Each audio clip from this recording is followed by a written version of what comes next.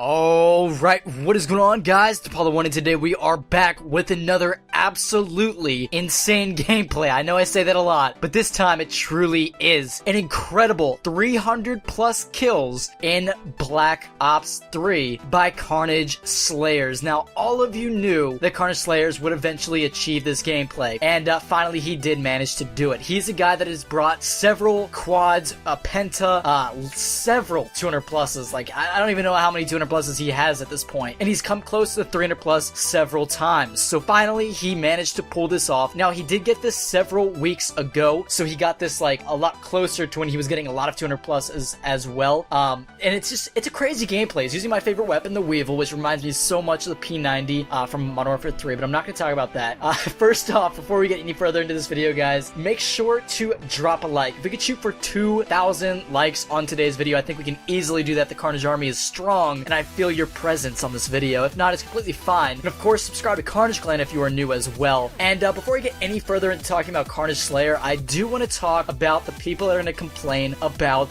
Nuketown spawn trapping on hardcore. So you're probably thinking I'm about to like roast you guys, but really I'm not. I'm totally not. I'm on your side actually, and you're probably like, wait, what's going on here? This is weird. We're meant to roast you, and then you're supposed to get mad, but you're agreeing with us, so that I don't know what's going on. You're probably like, what the hell's going on? So it's fine. I get it. I understand that Nuketown spawn trapping is repetitive, and it's very kind of bland, and it's like, what are you guys doing? You're posting the same thing over and over, and I do understand that, and I plan on having that change and evolve, but I want you guys to remember that pub stomping's main idea is to push the limits of Call of Duty and see how far you can push things where the enemy still has a chance, like, at killing you and to do well against you, but at the same time you're like putting yourself in the best situation you possibly can. So spawn trapping is different from spawn killing. Spawn killing is the enemy really has zero chance.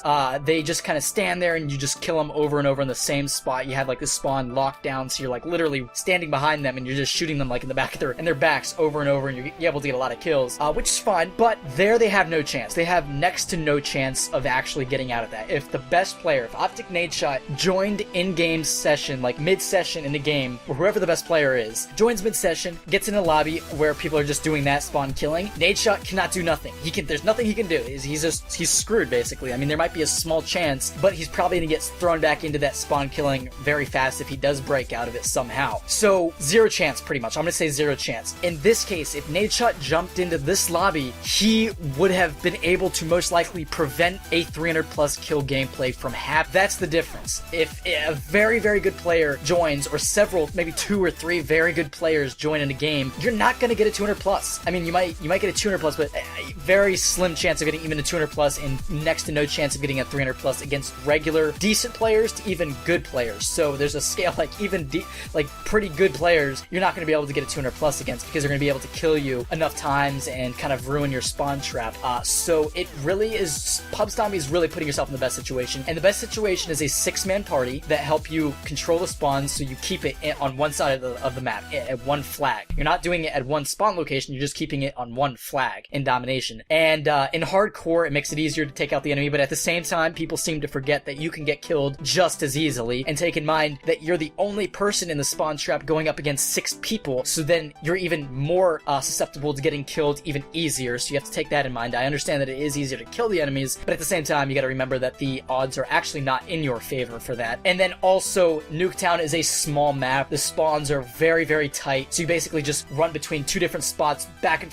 forth, over and over, trying to take out the enemies as fast as you can, trying to get as many kills, rack up as many kills as you can before you get killed. And that's why you see in these gameplays, like, you see like 20, 30 deaths in all these gameplays, because the enemies do take you out a decent amount of times, because it's such a close area, and they're gonna get the best of you at some point. So I just wanted to make that clear. I know you guys don't like Nuketown spawn trapping. I mean, you guys don't really seem to mind it. It's just the repetitiveness of it over and over and over, and I get that. But when these gameplays, these big gameplays, like 250 plus kill gameplays come out, that is something to still see as a really good gameplay. It doesn't, like, just because it's hardcore and it's on Nuketown doesn't make it any worse. It would make it a little bit harder if you were doing that on like Fringe or something. If you got a 300 plus on Fringe, that would be more impressive, I would think. But a Nuketown 300 plus is like, you can't say that's not impressive. It's definitely an impressive gameplay, and Carnage Slayers deserves a ton of credit, so make sure to check out his channel. His link will be right at the top of the description below. And if you want to follow myself on Twitter. I'm gonna link my Twitter right down below him. I'm going to actually not do like a Q&A right now. I know a lot of people want to see that, but I'm going to let you guys ask me any question you want. I'm gonna let you guys ask me questions, and I might even open up my DMs so you can send me a DM and I'll answer a question or whatever, like, you know, whatever question you might have, if whatever it might be. So that's that. Definitely follow me on Twitter. I'll be responding to you guys, and I appreciate the support on Twitter as well. I love using Twitter. You guys can kind of get closer to what I talk about and see what I'm talking about on a regular daily basis, and you can keep up to date with Carnage related things as well. But don't forget to check out Carnage Slayers as well. So both links will be right at the top of the description. You can check those out. You can add me on Snapchat as well, Apollo's Mission, if you want to do that. And of course, subscribe to Carnage Clan if you are new. You don't want to miss out on any Black Ops 3 content, and as we get closer to the next Call of Duty drop, there's going to be news and stuff like that. And of course, when the new game comes out, I know we're months